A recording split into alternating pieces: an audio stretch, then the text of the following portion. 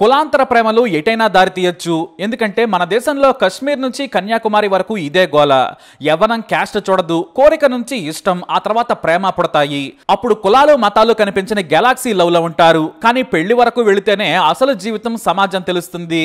ఇలానే బీహార్లో జరిగిన ఘోరమైన నేరం ప్రేమను, పెళ్లిళ్లను, నకిలీ ప్రేమను, నేరాలను అన్నింటినీ కలిపి చూపించింది. 2023 నవంబర్ 20 బీహార్లో అతిపెద్దదైన చాత్ పండగ. ఎవరు ఎక్కడ ఉన్నా సరే ఆ పండగకి సొంత గ్రామాలకు, ప్రాంతాలకు వెళ్లడం బీహారీలకు బాగా అలవాటు.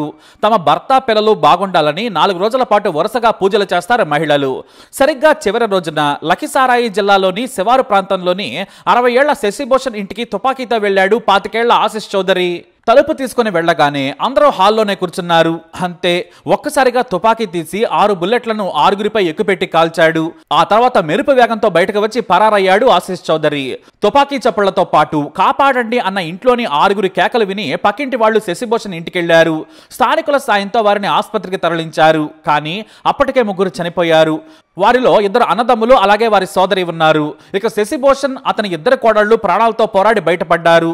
ఇక పోలీసులు ఆ ప్రాంతానికి చేరుకున్నారు. కులం గొడవతో ఆ ప్రాంతం అట్టుడికిపోయింది.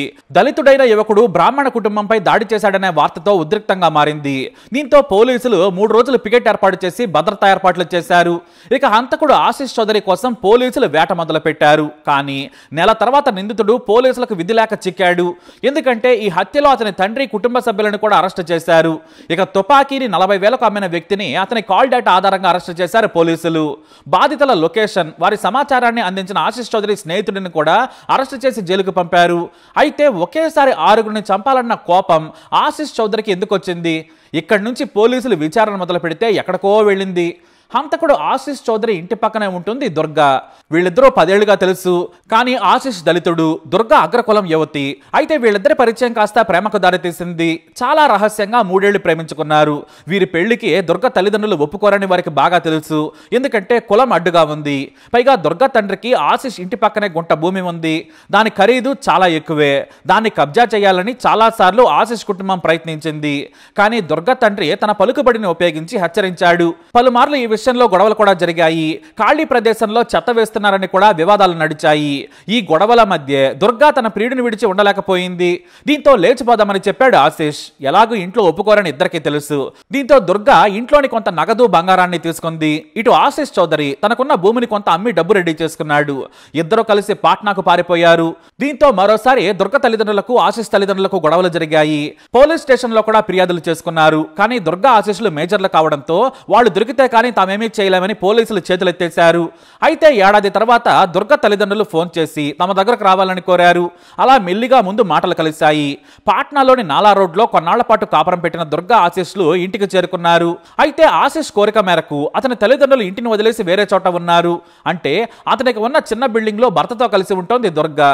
కానీ ఎప్పుడైతే దుర్గా దళితుడిని పెళ్లి చేసుకుందో ఆమె తల్లిదండ్రులను ఇతర బంధువులు, కుల బంధువులు కాస్త దూరం పెట్టడం మొదలు పెట్టారు. ఇది వారికి ఇబ్బందిగా మారింది. ఇక భార్య కోసం భూమిని అమ్ముకున్నాడు. ఇతర ఆస్తి కూడా అమ్మి దుర్గను సంతోషంగా చూసుకుంటున్నాడు. ఇటు దుర్గ కూడా అతనితో బాగానే ఉంటుంది. కానీ ఇల్లు దగ్గరగా ఉండడంతో ఎక్కువగా తల్లిదండ్రుల దగ్గరకు వెళ్లేది దుర్గ. పైగా వారింట్లో ఒకే ఒక కూతురు, ఆమెకు తోడు 3 సోదరులున్నారు. దీంతో దుర్గ మీద విపరీతమైన ప్రేమ ఉండేది. కానీ ఆశిష్ మాత్రం తన మీద దుర్గకు ప్రేమ తగ్గుతుందని అసూయ పెంచుకున్నాడు. ఆమె మీద ఒత్తిడి చేయడం మొదలు పెట్టాడు. నీకు నా మీద ప్రేమ తగ్గుతుందని నిలదీశాడు. మరోవైపు ఆశిష్ రాజ్ అనే ఫేస్బుక్ లో తనకు దుర్గకు పాట్నా టెంపుల్లో జరిగిన పెళ్లి ఫోటోలను ఉంచాడు ఆశిష్. నుదుట సింధూరం పెడుతూ తాళి కట్టిన ఫోటోలను ఉంచాడు. వాటిపై కూడా గొడవ జరిగింది. మనం హాయిగా ఉంటున్నాం, ఇప్పుడే కలుస్తున్నాం, వాటిని ఎందుకు సోషల్ మీడియాలో పెట్టావని దుర్గ నిలదీసింది. అయినా కూడా పట్టించుకోలేదు. అంతేకాదు, కోడలిగా తన తల్లిదండ్రులతో దుర్గ సంతోషంగా ఉన్న ఫోటోలను కూడా పెట్టాడు. దీంతో మెల్లిగా వారి మధ్య గొడవలు మొదలయ్యాయి. కానీ ఆ సమయంలోనే గొడవ తీవ్రం కావడంతో మాటా పెరిగింది. ఇద్దరు కులాల పేరుతో తిట్టుకున్నారు. అదే కోపంతో నేను మా ఇంటికి వెళ్తున్నా అని పక్కనే ఉన్న ఇంటికి బట్టలు సర్దుకుని వెళ్ళిపోయింది. అలా ఇద్దరి మధ్య దూరం పెరిగింది. అయితే అలా జరిగిన కొద్ది రోజులకే ఏకంగా ఓ వ్యక్తి దగ్గర తుపాకీ కొన్నాడు ఆశిష్ చౌదరి. 40,000 రూపాయలు ఖర్చు పెట్టి తుపాకీతో పాటు బుల్లెట్లు కూడా కొన్నాడు. వాటిని ఎలా ప్రయోగించాలో ప్రాక్టీస్ కూడా చేశాడు. సరిగ్గా పండుగ సంతోషంలో అందరూ ఉండగా తన తండ్రికి ఏకంగా 15 పేజీల లేఖ రాసి ఇంట్లో నుంచి బయటకు వెళ్ళాడు. ఆ తర్వాత తన భార్య దుర్గ ఇంటికి వచ్చి 6 మీద కాల్పులు జరిపాడు. ముందుగా తన భార్య దుర్గ, ఆ తర్వాత మిగతా 5 మీద కాల్పులు జరిపాడు. ఈ ఘటనలో దుర్గతో పాటు ఆమె 2 సోదరులు చనిపోయారు. దుర్గ వదినలు, తండ్రి గాయపడ్డా కూడా ఆసుపత్రిలో కోలుకున్నారు. స్థానికులు వేగంగా ఆసుపత్రికి తీసుకెళ్లడంతో ఆ ముగ్గురు బ్రతికారు.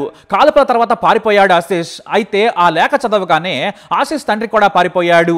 పోలీసులు చివరికి అతన్ని ట్రేస్ చేసి పట్టుకోగా తన కొడుకు రాసిన లేఖను పోలీసులకు అందించాడు. అందులో చాలా వివరాలను రాశాడు ఆశీష్.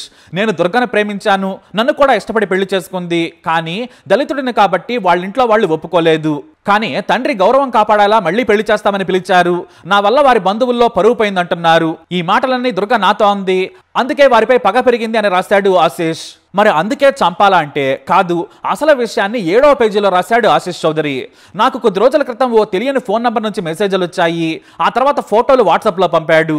నా భార్య దుర్గ వేరే వ్యక్తితో క్లోజ్గా ఉంది, ఎవరు నువ్వని నేను మెసేజ్ చేస్తే సుమిత్ కుమార్ అని రిప్లై ఇచ్చాడు. ఫోన్ చేయగా నేనే సుమిత్ కుమార్ అన్నాడు. నువ్వు దుర్గను వదిలేయాలని నాకు చెప్పాడు. అంతేకాదు, మేము చాలా క్లోజ్, నీకంటే ముందు నుంచే నేను దుర్గను ప్రేమించాను, మేమిప్పుడు చాలా క్లోజ్ అయ్యాం, మరోసారి మా మధ్య నువ్వు రావద్దని హెచ్చరించాడని చెప్పాడు. ఇక ఈ సుమిత్ ఉండేది వారికి 100 కిలోమీటర్ల దూరంలోని బగల్పూర్లో. దుర్గా అతనితో అక్రమందం పెట్టుకుందని రాశాడు. అంతేకాదు, నన్ను కులం పేరుతో నా భార్య తిట్టడం మొదలుపెట్టింది. నాకు బాగా కోపం వచ్చేది, అందుకే చంపాలనుకున్నాను. నేను అశోక్ ధామ్కు వెళ్లి శివుడిని ప్రార్థించాను, నన్ను కాపాడు స్వామి అని ఆశీస్సులు తీసుకున్నాను. 12 జ్యోతిర్లింగాలను దర్శించాను. నిన్ను కూడా తీసుకెళ్దామనుకున్నాను నాన్న. ఇక నాకు జీవితం లేదు, నాకు శివుడే దిక్కు. నిన్ను కూడా అయోధ్య తీసుకెళ్తాను, ఎందుకంటే నాకు ఇక జీవితం లేదనిపిస్తోంది. ముందే చెబితే నువ్వు కోపడతావు, అందుకే గంగాసాగర్ నీకు ముందే చూపించాను. అక్కడ నువ్వు నేను స్నానం చేశాం, అది చాలు ఈ జన్మకు. నేను ఇక వాళ్ళందరినీ చంపేస్తాను. తన కోసం ఆస్తి అమ్ముకున్నానని తండ్రికి రాసిన లేఖలో రాశాడు హంతకుడు ఆశీష్. నేను ఆమె సంతోషం కోసం కష్టపడితే దుర్గ మరొకరితో గడుపుతోంది, కాబట్టి నాకు కనిపించిన మార్గం అదే. జై శ్రీరామ్ అంటూ లేఖను ముగించాడు. హత్యలు చేసి పారిపోయాడు ఆశీష్. ఈ ఘటనతో కులపరమైన గొడవలు జరిగాయి. ఆశీష్ ఇంటిపై దాడి జరగచ్చని పోలీసులు బందోబస్తు ఏర్పాటు చేశారు. అయితే పోలీసులకు దొరకకుండా తప్పించుకుని తిరుగుతున్న ఆశీష్ మీద 50,000 రివార్డు ప్రకటించారు పోలీసులు. సమాచారం ఇచ్చినా చాలు రివార్డు మనీ ఇస్తామని చెప్పారు. ఫోటోలతో సోషల్ మీడియాలో ప్రచారం చేశారు. అయితే నెల రోజుల పాటు శివాలయాలు తిరిగాడు. ఒంటి మీద మొత్తం శివుడి టాటూలు వేయించుకున్నాడు. ఇక పోలీసులు పట్టుకుంటారన్న భయంతో లొంగిపోయాడు ఆశీష్. తనని మోసం చేసినందుకే చంపాను, నేను నా జీవితాన్ని దుర్గ కోసం త్యాగం చేశాను, ఆస్తులు అమ్ముకొని కష్టపడుతున్నాను. కానీ ఆమె తల్లిదండ్రులకు దగ్గరయ్యాకే మరో వ్యక్తి ప్రేమలో పడింది. తెలియని నంబర్ నుంచి నాకు దుర్గ ఫోటోలు వచ్చాయి. మరో వ్యక్తితో క్లోజ్ గా ఉందని ఫోటోలను చూడగానే తెలిసింది. మెల్లిగా నాకు దూరం అయ్యేందుకు ప్రయత్నాలు మొదలుపెట్టింది. ఎప్పుడూ తిట్టని దుర్గ బూతులు తిట్టడం, కులం పేరుతో అవమానించడం స్టార్ట్ చేసింది. నాకు దూరం అయ్యి తన ప్రియుడిని పెళ్లి చేసుకోవాలనుకుంటుందేమో, కానీ మరొక వ్యక్తితో సన్నిహితంగా ఉండడం తట్టుకోలేకపోతున్నాను. నా దుర్గ ఇలా అవుతుందనుకోలేదు, అందుకే చంపానని పోలీసుల ముందు తాపిగా ఒప్పుకున్నాడు ఆశీష్. అయితే తమ కూతురుకు ఆశీష్తో పెళ్లి కాలేదని మీడియాతో చెప్పారు ఆమె తల్లిదండ్రులు. కానీ పోలీసులు మాత్రం పెళ్లైందని ఫోటోలను కూడా మీడియాకు చూపించారు.